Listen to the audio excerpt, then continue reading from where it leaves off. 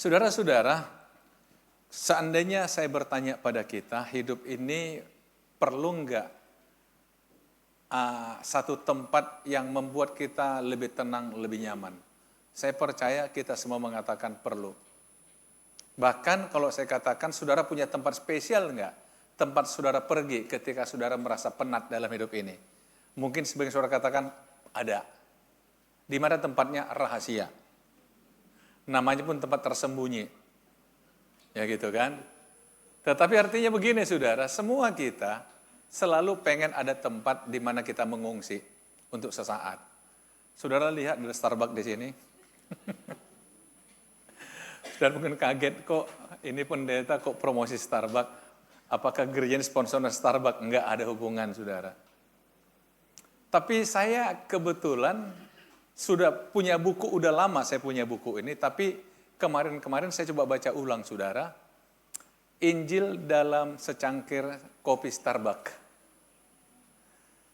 Nah sebenarnya dia mau jelaskan di buku itu tentang filosofi dari Starbucks itu apa sih. Starbucks ini kan dimulai dari sebuah warung kopi kecil di pinggir jalan di salah satu distrik di Amerika. Di tahun 71, tapi kemudian berkembang di tahun 90, terjadi transformasi ketika ada seseorang yang mulai punya gagasan. Dia melihat gaya hidup orang di Amerika itu kan, kalau misalkan tempat mereka pergi di luar jam kerja dan sebagainya itu paling ke pub, club, yang remang-remang, di sana adanya alkohol, minuman keras kan seperti itu ya. Jadi dia berpikir, ada dua misinya dia. Yang pertama adalah memberi tempat bagi orang yang juga punya tempat yang nyaman untuk kumpul-kumpul, tetapi tempat itu tidak beralkohol gitu. Tapi yang kedua, memberikan pilihan termasuk bagi orang yang harus terpaksa pergi ke pub-pub itu, padahal sebenarnya nggak begitu suka di situ. Dia menyiapkanlah satu tempat, sehingga dimulailah digagas satu tempat minum kopi namanya Starbucks, yang menawarkan kenyamanan.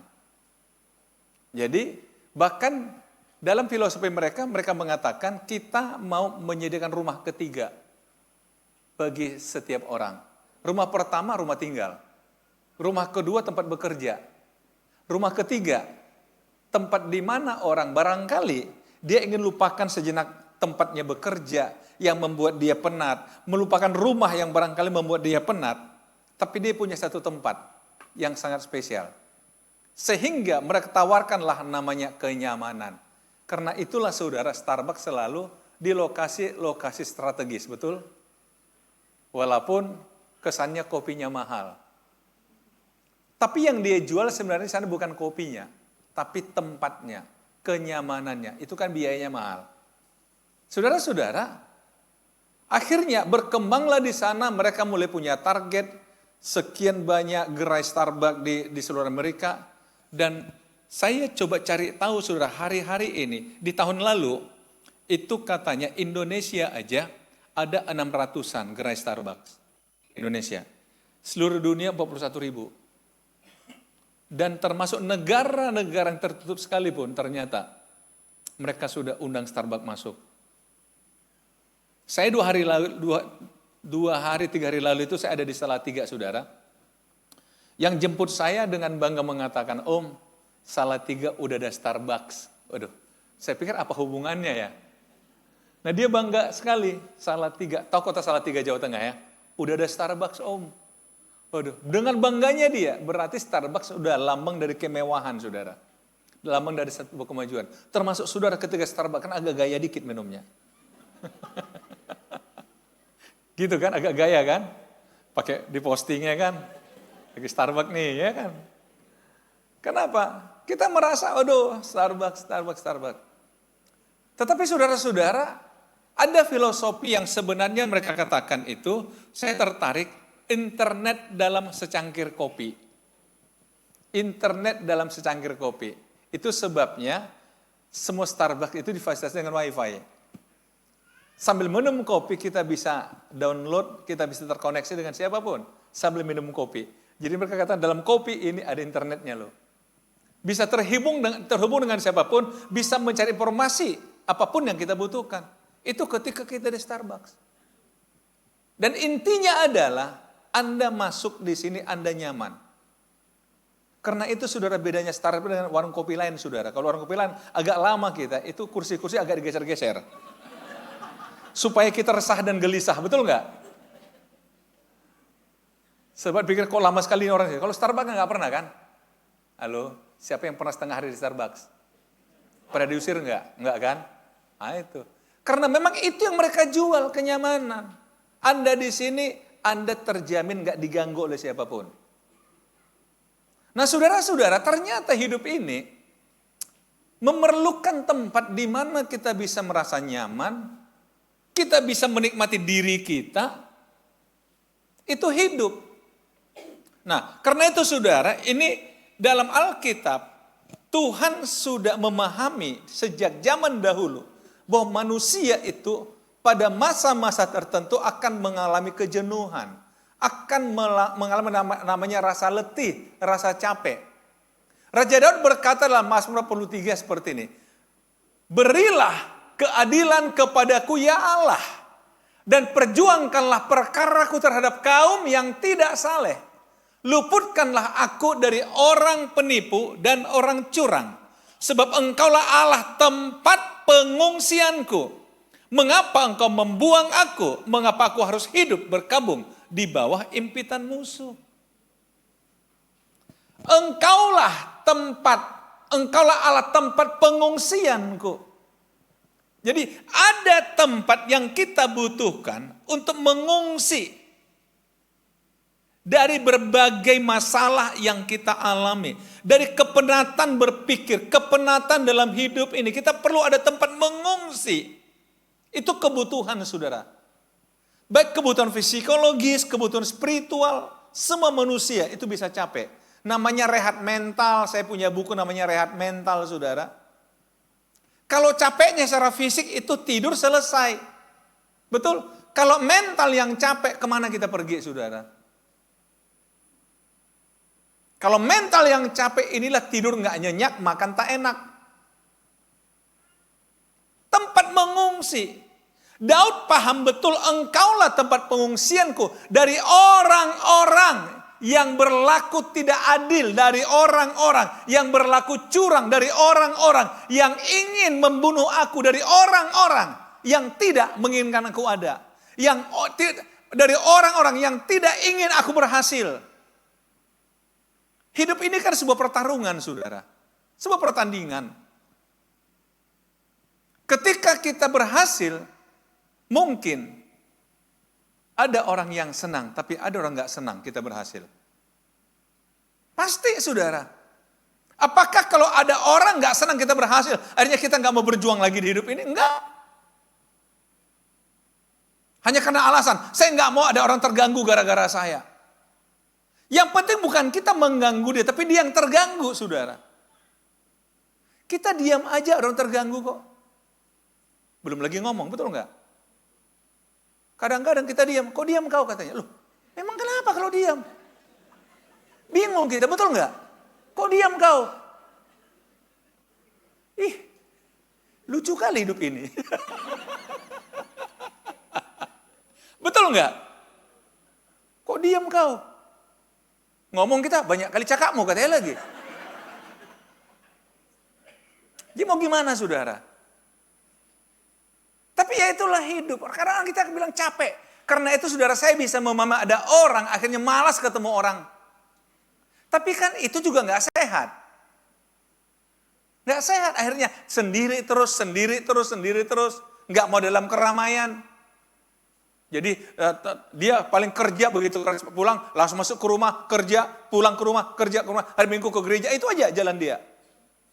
Enggak ada sosialisasi, enggak sehat juga secara mental. Tapi Daud dia tahu, dia harus bekerja, dia harus memimpin sebagai raja, dia harus berperang sekalipun ada banyak orang-orang yang curang, ada banyak orang-orang yang tidak saleh. Tapi dia tahu betul engkau tempat perlindunganku. Engkau tempat pengasinganku. Saudara masih ingat minggu lalu saya katakan. 8 kali Saul ingin membunuh Daud. Betul?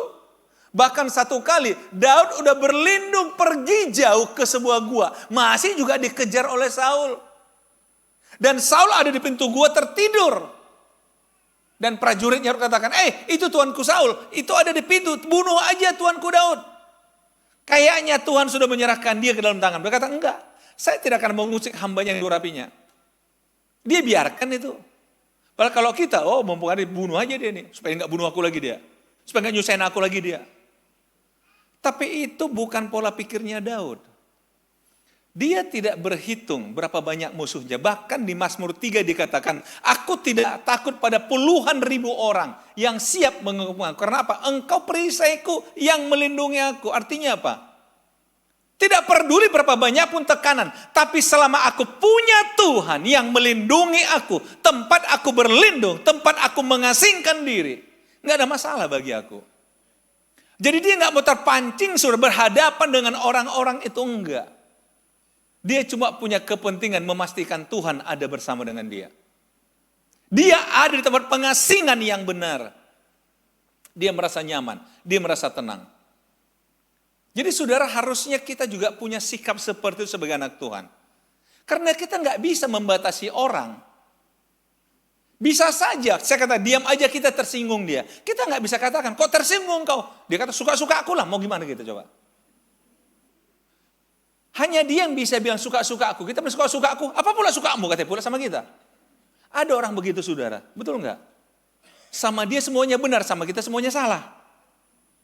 Kan beruntung kali saudara punya teman seperti itu. Beruntung nggak punya teman seperti itu? Beruntunglah punya pengalaman banyak saudara. Tapi itulah hidup. Jadi kalau itu yang kita pikirin, nggak tenang hidup kita saudara. Jadi Daud mengatakan, enggak. Engkau tempat pengungsianku, milikilah tempat pengungsian. Milikilah. Akhirnya saudara, kalau kita lihat, saya coba melihat perbandingan filsafat agama orang timur dan orang barat. Sangat berbeda saudara. Kalau kita orang timur, agama itu sebagai dasar dan sebagai tujuan. Jadi kita anggap orang beragama dia punya Tuhan, maka Tuhan akan menjadi landasan hidup dia. Tapi juga sebagai tujuan untuk mencapai sorga, kan gitu. Karena itu bagi kita juga agama itu identitas. Di KTP ada agama. Ya agak bingung saya, ke dokter pun sudah ditanya agamanya apa. Agak bingung saya. Maaf para dokter di sini ya. Benar kan? Ditanyakan agama kan di rumah sakit kan? Apa hubungannya saudara? Kita ke klinik aja ditanya, agamanya apa Pak? Saya bingung. Kan di KTP udah ada, kok nanya lagi? Tapi ya itulah, bagi kita perlu kali agama itu saudara. Karena identitas, bagian yang tidak terpisahkan dari identitas saudara. Tapi orang barat enggak. Enggak percaya, coba kalau kamu boleh tanya, agamamu apa? Ngamuk dia sama kita. Apa urusanmu? Beda. Kenapa? Bagi mereka agama urusan pribadi. Enggak ada istilah identitas atau agama. Karena itu sebuah pilihan bagi mereka. Ini bedanya saudara. Tapi Daud ini datang dari pola pikir timur saudara. Bagi dia Tuhan itu segala-galanya. Tuhan itu landasan, Tuhan itu juga cara kita, alat untuk mencapai tujuan hidup kita.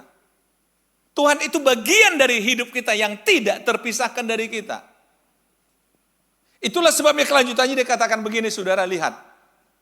Seruhlah terangmu dan kesetiaanmu datang, supaya aku dituntun dan dibawa ke gunungmu yang kudus dan ke tempat kediamanmu. Jadi sekali lagi saudara, dia tidak berdoa Tuhan tolonglah ini supaya mereka pergi, enggak. Tapi suruh terangmu datang supaya aku dituntun. Dituntun ke dalam tempat kudusmu, ke tempat kediamanmu. Saya senang saudara, kadang-kadang kalau kita nonton di televisi, film atau semuanya itu, kadang-kadang ada orang, bukan jam ibadah minggu, tapi ada gereja yang selalu terbuka setiap hari. Orang datang, duduk, berdoa, betul enggak? Kemudian dia pulang, dia merasa nyaman. Saya pernah 2-3 kali ke gereja Katolik yang ada di, yang ornamen Hindu itu loh, Melankalia. Nah, di situ itu saya pernah ke sana, selalu ada orang datang hanya duduk di dalam, merenung 15-20 menit, kemudian dia berdoa, dia pulang. Saudara-saudara, sebenarnya itu konsep gereja di masa lalu seperti itu. Gereja terbuka bagi orang-orang yang butuh pengungsian. Bagi orang-orang yang merasa penat dengan hidup ini, saudara. Dia tahu harus pergi ke tempat kediamannya Allah. Rumah Tuhan adalah tempat kediamannya Allah. Rumah Tuhan, tempat kediamannya Tuhan. Jadi saudara-saudara, mari kita biasakan diri seperti Daud. Itulah sebab Daud mengatakan apa? 1 hari bagiku di pelataran bait-Mu lebih baik daripada 1000 hari di tempat lain. Karena apa? Dia merasa kenyamanan di tempat itu, di rumah Tuhan, itu jauh melebihi kenyamanan di tempat lain, saudara. Daud tahu betul, saudara. Dunia ini bisa menawarkan macam-macam, saudara. Tetapi, di dalam Tuhan, ada kenyamanan yang berbeda, saudara. Maaf kalau saya katakan, yang tidak pakai bayar. Starbucks berapa satu gelas? Tapi Starbucks pernah menjual kopi harganya 2,2 juta satu gelas. Dan ada yang beli. Mari cari tahu di Google, saudara. Saudara mau nggak beli kopi 2,2 juta? Saya 10 tahun yang lalu saya kira ya, ini di Medan, saudara. Ada seorang teman saya dikatakan, Pak, Bapak suka kopi kan? Saya bilang, saya suka. Pak, saya tahu ada yang jual kopi di Medan, Pak. Tapi kalau kita mau minum kopi besok, Pak, pesannya harus hari ini, Pak. Karena kopinya disuling. Tapi harganya lumayan, Pak. 10 tahun yang lalu, 150.000 satu gelas, dia bilang. Yang benar saya bilang, iya. Enggak, kalau Bapak mau, hanya untuk nyoba, Pak. Saya pesankan, Pak. Padahal saya tahu dia ini enggak suka kopi. Tapi dia tahu kopi yang mahal, saudara. Saya bilang, oke deh, saya coba. Dia pesan hari itu minum kopi besok, saudara. Bayangin. 150.000 harganya. 10 tahun yang lalu. Tapi sekarang udah nggak ada lagi, mungkin peminatnya nggak ada ya. Karena apa? Orang bilang sensasinya, saya nggak tahu sensasinya di mana lagi ini. Tetapi saudara-saudara, nah itulah orang terbawa. Karena apa? Orang merasa kalau saya kesana rasanya nyaman, rasanya tenang. Tapi dalam Tuhan jauh lebih nikmat, lebih tenang, saudara. Benar, saudara, benar. Dunia hanya membawa kita melupakan masalah kita, bukan menyelesaikan. Bukan, tapi dalam Tuhan, kita bersama dengan Dia, Tuhan selesaikan di sana, saudara. Jangan kaget, begitu kita selesai bersama dengan Tuhan, ternyata saya kok selesai. Saya punya teman, punya kesaksian bagus, saudara. Ini sudah kejadian 15 tahun yang lalu. Ada tagihan dia pada pelanggannya dia, pada kanan dia, sekitar 4M sekian lah di zaman lalu beli barang. Tapi saudara tahu kadang-kadang nagih ini nggak gampang. Malah yang lebih galak yang ditagih. Betul nggak? Lebih galak kan dia. Padahal nagih. Berulang kali akhirnya teman saya ini berpikir begini. Dia berpikir begini. Kok jadi aku yang susah ya? Aku yang punya utang, kok saya yang tertekan? Kok bukan dia? Dia happy ya, happy ya. Nggak merasa dia berhutang. Dia doa sama Tuhan, dia katakan, Tuhan, saya janji, saya tidak akan pernah menagih lagi uang saya sama dia. Terserah Tuhan, dia mau bayar, mau enggak. Sebab aku enggak mau terganggu lagi dengan masalah itu. Kemudian saudara, teman-teman dia ngajak, yuk ke Israel, yuk ziarah. Dia ikut, pergi ke Israel. Dia bilang, Bapak tahu baru hari kedua di Israel saya ditelepon orang itu. Pak, udah minta maaf Pak, udah lama utang saya ya Pak ya. Dia kaget. Loh memang kenapa? Pak aku mau bayar lo Pak, tapi setengah dulu ya. Nah coba lihat. Ternyata begitu dilupakan serahkan sama Tuhan, Tuhan urus dia saudara. Halo, dipikirin tambah rumit. Kesaksian teman saya ini di Jakarta. Dia katakan, sebulan lunas Pak. Saya malah pergi ke Israel, Tuhan urus orang itu. Dilunasin. Tapi saya pikir-pikirin, tambah rumit dipikirin saya. Makanya saudara lihat, maka aku dapat pergi ke mesbah Allah, menghadap Allah yang adalah sukacitaku dan kegembiraanku. dan bersyukur padamu dengan kecapi, ya Allah, ya Allahku. Pergi ke tempat Allah, bersuka cita dengan Tuhan. Tuhan adalah apa? Kegembiraanku. Aku bersyukur kepadanya, bernyanyi bagi dia. Saudara, ini gaya hidup anak Tuhan. Di tempat pengungsian bersama dengan Tuhan, kita bisa bergembira dengan Tuhan. Makanya di gereja kita selalu ada pujian, saudara. Kadang orang bertanya, kenapa gereja karismatik itu aneh? Baru saja mereka memuji Tuhan, wah tepuk tangan, tiba-tiba menyembah Tuhan, kok ada yang menangis? Itu bukan direkayasa, betul nggak Bapak Ibu? Nggak dibuat-buat. Orang nangis bukan sedih. Saudara ketika nangis menaikkan puja betul, sedih nggak? Enggak, bahagia. Sukacita. Makanya air mata tapi muka senyum, kan aneh. Saudara-saudara, itu nggak dibuat-buat. Karena apa? Lihat, engkau kegembiraanku, engkau sukacitaku, aku bernyanyi. Jadi ketika kita datang ke rumah Tuhan, mengungsi dari segala kepenatan hidup kita, ternyata disitulah Tuhan menyelesaikan hati kita dulu, menyelesaikan pikiran kita dulu, yang di sana urusan Tuhan, saudara. Mari kita belajar, carilah tempat pengungsian yang benar, yaitu Tuhan. Saudara-saudara, gereja ini terbuka loh setiap hari. Kalau saudara mungkin penat di rumah, penat di kantor, pengen tempat yang ketiga, saudara, silahkan datang ke sini. Selalu ada staf di sini pada jam kantor, 10 sampai jam 5, saudara. Minta tolong aja, saya mau doa lo di dalam, silahkan saudara. Tapi tolong jangan katakan siapkan makan minum, nggak ada. Kan tujuan saudara doa. Ya. Kemudian saudara ngomel, suruh ke gereja nggak dikasih makan. Bukan gitu juga. Kalau mau makan ke atas banyak, saudara. Tinggal sebut nama saya, walaupun nggak berpengaruh. Saudara-saudara, ayo. Carilah tempat pengungsian yang benar, saudara. Jangan salah tempat, amin. Sekali lagi, carilah tempat ketiga yang ideal, yang tidak beresiko, yang justru membuat kita bergembira, yang menyelesaikan problema kita. Akhirnya saudara, Raja Daud berkata begini. Dia berkata pada dirinya, saya nggak tahu berapa banyak saudara yang berani berkata pada diri saudara.